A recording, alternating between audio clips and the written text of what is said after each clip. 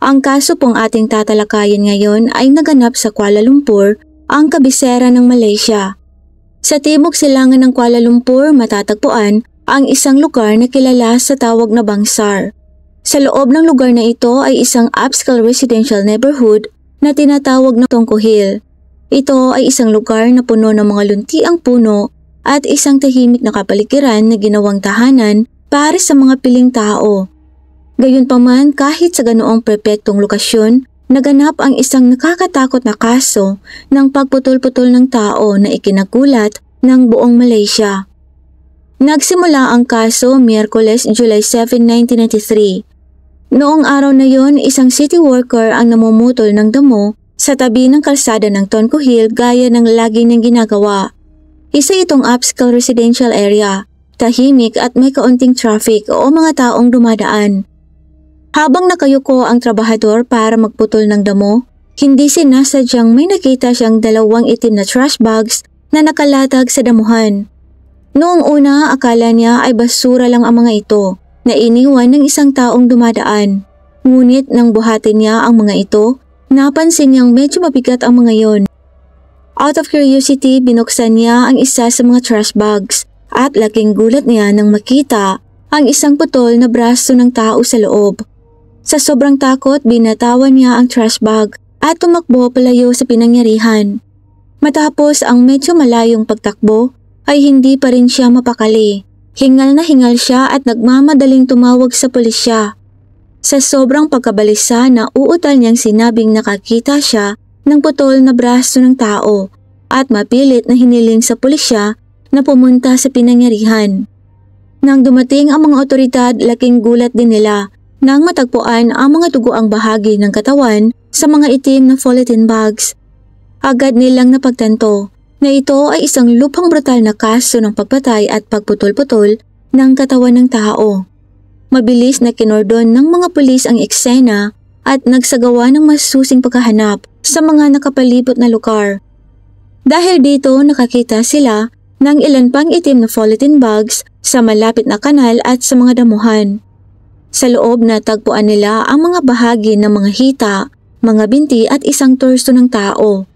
Sa kondisyon ng mga bahagi ng katawan, maaaring matagal-tagal na itong itinapon doon dahil sa may mga uod ng gumagapang sa mga ito. Gayunpaman, salamat sa assessment ng forensic pathologist, natukoy nila na ang biktima ay isang babaeng nasa edad 30 years old. Noong araw na madiskubre ang mga pinagputol-putol na bahagi ng katawan, hindi mahanap ng pulisya ang ulo ng biktima, kaya't napakahirap na makilala ito. Pagkalipas ng 3 araw, July 11, 1993, bumalik ang pulisya sa pinangyarihan at nagsagawa ng mas masusing pagsisiyasat. Sa kalaunan ay natagpuan nila ang 2 karagdagang pang polythene bags sa may kalayuan. Nasa loob ng mga ito ang natitirang bahagi ng katawan at ulo ng biktima. Pinagsama-sama ng mga forensic experts ang kabuang 11 bahagi ng katawan at kinumpirma na ang lahat ng mga ito ay kabilang sa iisang tao.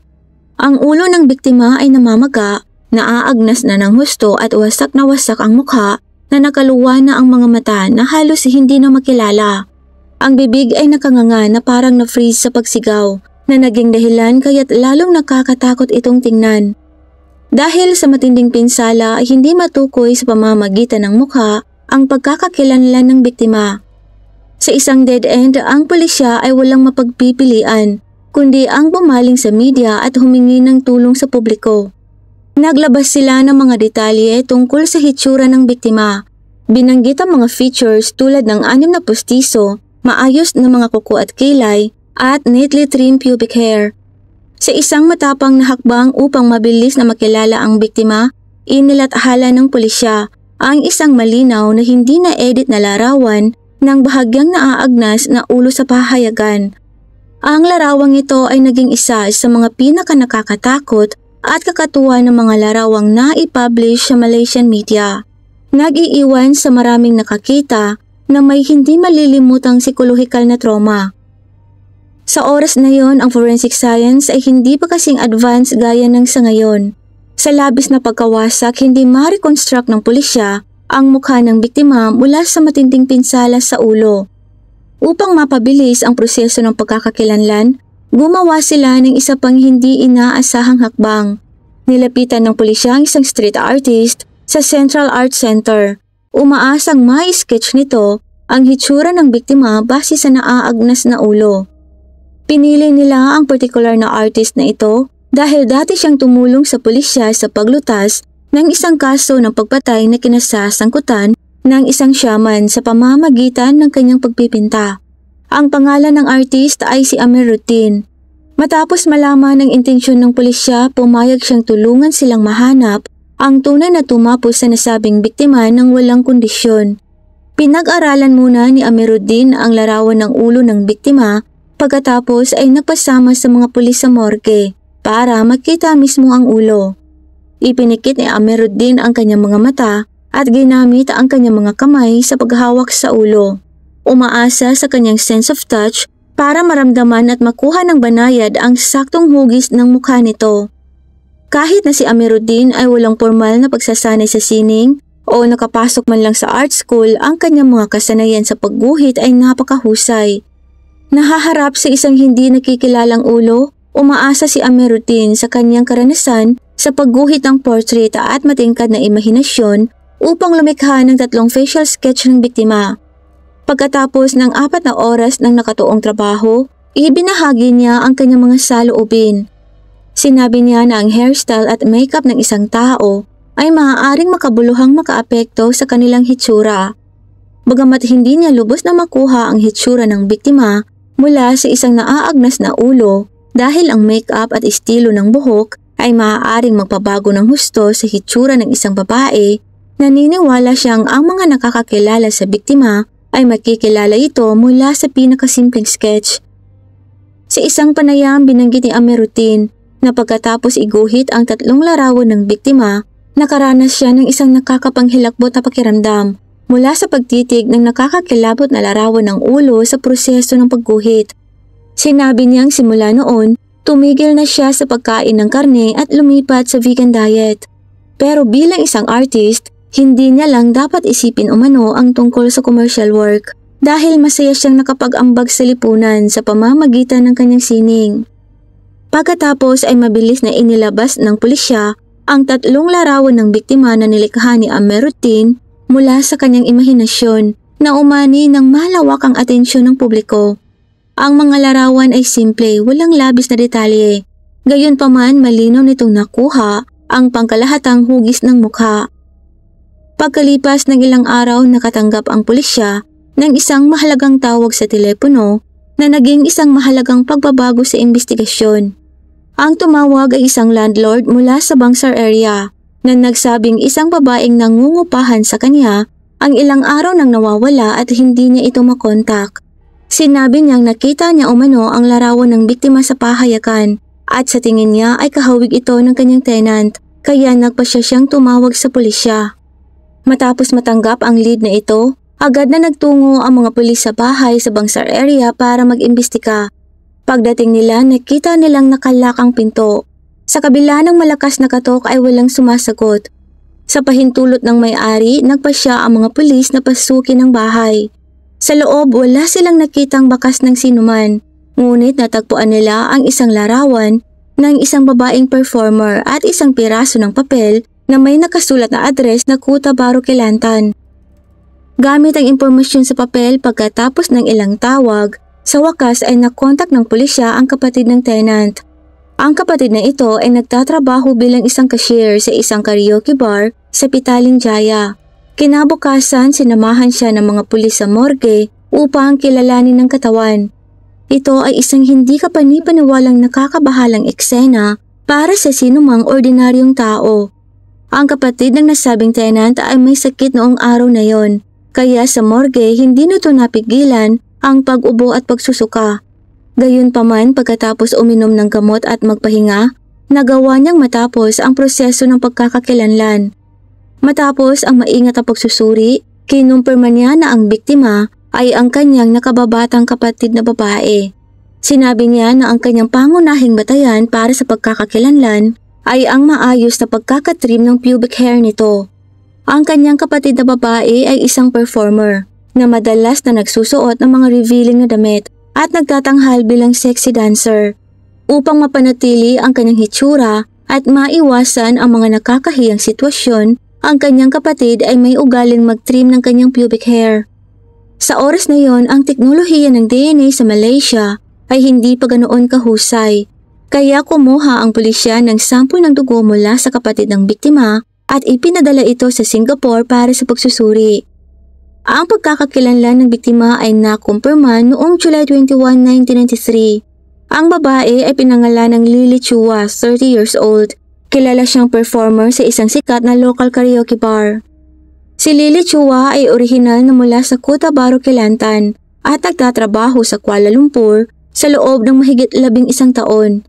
Siya ang bunso sa 5 magkakapatid at ang kapatid na babae na kumilala sa katawan ay ang kanyang pinakamalapit na kamag-anak. 7 taon na ang nakalilipas, nagpakasal si Lily Chua at nagkaroon ng 2 anak na lalaki. Gayunpaman, ang relasyon sa pagitan niya at ng kanyang asawa ay lumala at ang kanilang pagsasama ay tumagal lamang ng 2 taon bago biglang natapos. Bago yon, nagtrabaho si Lily Chua bilang isang mananahi sa isang garment factory na gumagawa ng mga costumes para sa mga karaoke bar dancers.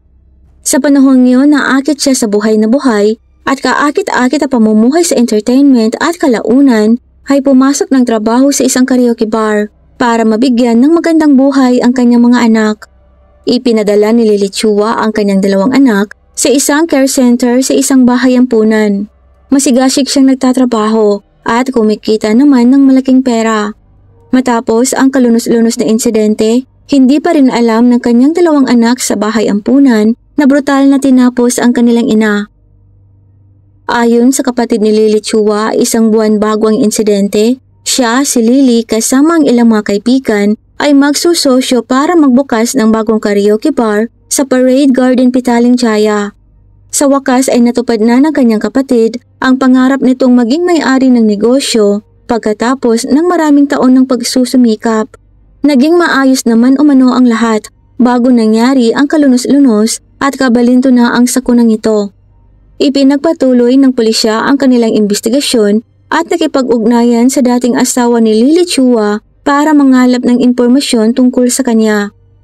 Gayunpaman, ang kanyang dating asawa ay sinabi na siya ay hindi nakikipag-ugnayan kay Lily Chua sa loob ng maraming taon, kaya wala umano siyang motibo na gawa nito ng anumang krimen.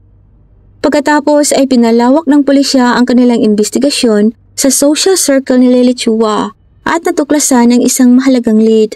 Napag-alaman na habang nabubuhay pa siya, si Lily Chua ay nasangkot sa isang relasyon sa isang lalaking may asawa at ang pagkikiapid na ito ay matagal nang nagpapatuloy. Ang pangalan ng lalaking may asawa ay si Michael, 33 years old.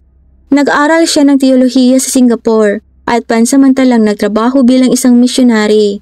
Siya ay kasalukuyang guro ng piano.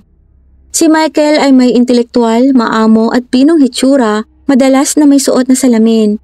Siya at si Lily Chua ay nagkakilala sa pamamagitan ng teacher-student relationship dahil minsang tinuruan niya si Lily Chua ng vocal music.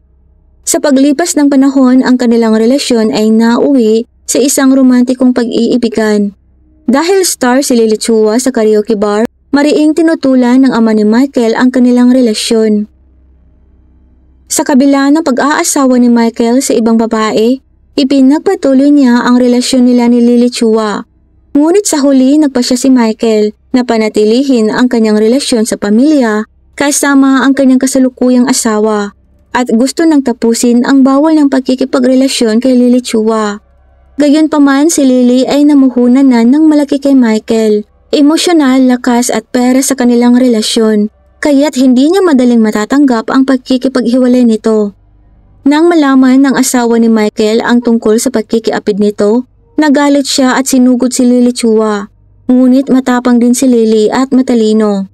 Hindi niya hahayaan ang asawa ni Michael na insultuhin siya ng walang laban at napakadaling magalit ni Lily. Dinuro ang mukha ng asawa ni Michael at ininsulto. Pinagbantaan niya pa itong tatagtarin niya ng 100 piraso. Upang pigilan si Lily na gawin ang kanyang mga banta at ubiling ipinagpatuloy ni Michael ang kanilang relasyon. naglalayong panatilihing matatag ang pag-iisip ni Lily. Gayunpaman sa kabila nito, si Michael ay patuloy na nag-iisip ng paraan upang wakasan ang hindi matatag na relasyon nila ni Lily Chua. Nang malaman ng pulisya ang sitwasyon, naniniwala silang si Michael ay may motibo sa krimen at agad siyang dinala sa istasyon para sa pagtatanong. Sa interogasyon, inamin ni Michael na may relasyon nga sila ni Lily. Pagkatapos ay inilagay ng pulisya ang isang larawan ng ulo ni Lily Chua sa harap ni Michael para sa pagkakakilanlan. Saglit niya itong sinulyapan at sinabing hindi niya umano kilala ang taong nasa larawan. Sinabi ni Michael na mahigit kalahating buwan na umano silang hindi nakikita ni Lily. May inabot din siyang sulat sa mga pulis na ibinigay umano sa kanya ni Lily Chua noong nakaraan. Ayon sa sulat, pupunta si Lily sa Penang ng 10 araw at tatawagan niya na lang si Michael pagbalik nito. Agad na napansin ng isang matalas na opisyal ang isang bagay na hindi karaniwan sa sulat. Si Michael ay hindi marunong ng Chinese, kaya walang dahilan para kay Lily Chua na bigyan niya si Michael ng sulat na nakasulat sa wikang Chinese. Pagkatapos ng ilang ulit ng pagtatanong, hindi na kinaya pa ni Michael, lalo pa nang inulit sa kanya ng mga pulis ang ilang pabago-bagong pahayag sa kanyang kwento. Sa wakas, siya ay opisyal na inaresto ng pulisya sa hinalang pagtapos ng tao. Sa oras na ito, kapwa nakakulong ang asawa at ina ni Michael habang naghihintay sa paglilitis. Ngunit kalaunan ay pinalaya siya at ang ina ni Michael dahil sa kakulangan ng ebidensya. December 13, 1993, 5 buwan pagkatapos ng pag-aresto kay Michael, ang kaso ay dinala sa paglilitis sa Kuala Lumpur Sessions Court No. 5. Si Michael ay kinasuhan ng murder sa ilalim ng Section 302 ng Malaysian Penal Code. Ang kaso ay nakakuha ng malawakang atensyon ng publiko matapos maiulat sa media. Matagal na naging paksa pagkatapos ng hapunan ang kaso ni Lily Chua. Nagulat ang mga tao sa brutal na katangian ng krimen ni Michael at sabik na malaman kung anong parusa ang haharapin nito. Bago magsimula ang paglilitis, maraming media reporters at miyembro ng publiko ang nagtipon sa labas ng courthouse naghihintay na dumating si Michael. Bandang 2:00 ng hapon noong araw na yon, dumating si Michael. Pagkababa na ng sasakyan ay pinalibutan na siya ng maraming tao. Sa loob ng silid hukuman, sa una mukhang kalmado si Michael. Ngunit habang nagpapatuloy ang paglilitis, hindi niya maitago ang kanyang pagkabalisa. Matapos basahin ng prosekusyon ang mga isinampa sa kanya, agad na nag-plead ng not guilty si Michael sa korte. Ang pagdinig ay tumagal ng 3 araw. Pagkatapos nito inihayag ng hukom ang isang 2 buwang pagpapaliban para sa pangalawang paunang pagdinig. Si Michael ay tinanggihan ng piyansa at nanatili sa kustudiya habang naghihintay ng paglilitis. Pagkalipas ng 2 buwan, February 2, 1994, naganap ang pangalawang paunang pagdinig ayon sa nakatakda. Sa panahon ng prosesong ito, ang kaso ay nagkaroon ng nakakagulat na kinalabasan na nag-iwan sa lahat ng hindi makapaniwala. Marahil dahil sa hindi sapat na ebidensya, noong February 28, 1994, hindi inaasahang inihayag ng prosekusyon ang withdrawal ng murder charge kay Michael at pinalitan ito ng manslaughter charge. Pagkatapos, ang kaso ay inilipat sa Kuala Lumpur Sessions Court para sa karagdagang paglilitis. At dito, ang sinumang mapatunayang nagkasala ng pagtapos ng tao sa ilalim ng Section 302 ng Penal Code ay hahatulan ng parusang bitay. Gayunpaman, kung mahatulan ng manslaughter, ang pinakamataas na parusa ay 25 years na lamang na pagkakakulong. Ang biglaang desisyon ng prosekusyon na baguhin ang isinampa labang kay Michael ay nagdulot ng kalituhan at pag-aalala ng publiko. Nangangahulugan nito na kahit mapatunayang nagkasala si Michael, makakatakas siya sa parusang bitay. Matapos maibaba ang kaso sa manslaughter, binago ni Michael ang kanyang nakaraang pahayag at kalaunan ay umamin ng guilty sa korte. Mahigpit niyang sinabi na hindi na sinasadyang mapatay si Lily Chua. Matapos ay ikinuwento ni Michael ang mga pangyayari na humantong sa krimen. Ipinaliwanag niya na sa gabi ng insidente, wala sa bahay ang kanyang asawa, pero nagpumilit si Lily Chua na pumunta sa kanyang apartment. Pagkarating ni Lily Chua, gusto nitong makipagtalik sa kanya pero tumanggi umano siya. Dahil dito, nagalit si Lily ng husto at nagsimulang sumigaw. Nang walang ibang pagpipilian, sinubukan niyang pakalmahin ito. Nang kumalma si Lily, pumasok na ito sa banyo para maliko. Paglabas, pumuesto si Lily Chua sa kanyang harapan ng hubot-hubad. Pilit siyang inaakit. Sinabi ni Michael na hindi niya alam kung paano haharapin ang sitwasyon, kaya atubili siyang sundin ang kagustuhan ni Lily at nagtalik sila sa sofa sa sala. Pagkatapos, naramdaman ni Michael na hindi na dapat magpatuloy ang mga bagay na ganito. Kaya sinabi niya kay Lily Chua na maghiwalay na sila ay tapusin na ang bawal na relasyon. Nang marinig ito ni Lily, nagalit siya ng husto, nawalan ng kontrol at nagsimulang insultuhin si Michael. Sinabi umano sa kanya ni Lily na kukunin nito ang sasakyang ibinigay nito sa kanya. Malamang nagumuho ang mundo ni Lily dahil sa dami na ng isinakripisyo nito para sa kanya.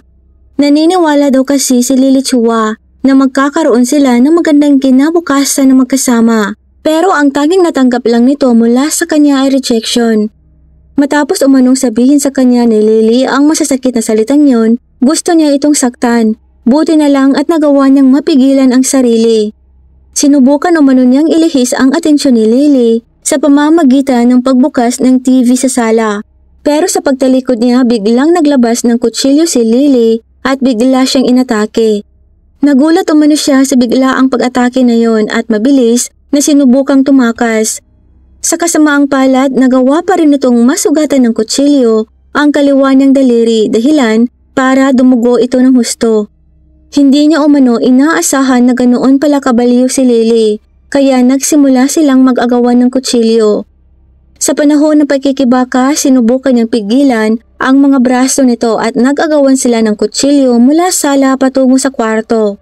Nang makahanap umano siya ng tamang pagkakataon, mabilis niyang inagaw ang kutsilyo sa kamay ni Lily.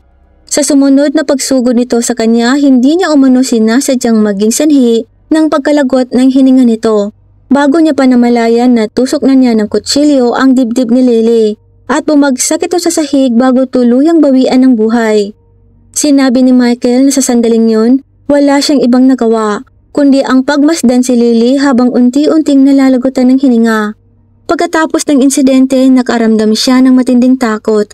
Hindi umano siya makapaniwala, nahahantong sa malagim na katapusan ng lahat.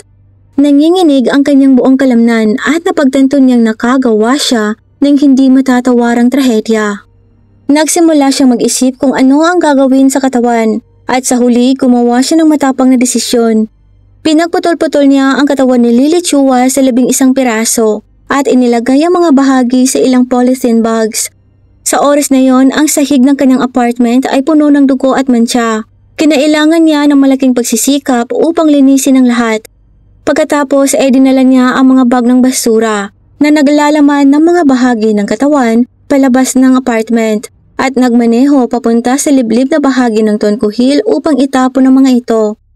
Nang makarating siya sa tamang lugar, bumaba siya ng sasakyan para buksan ang kanyang trunk. Pero may dumaan na kotse dahilan para manigas siya sa kanyang kinatatayuan. Pagkaalis ng sasakyan, itinapon niya ang dalawa sa mga basura ng bag sa damuhan sa gilid ng kalsada.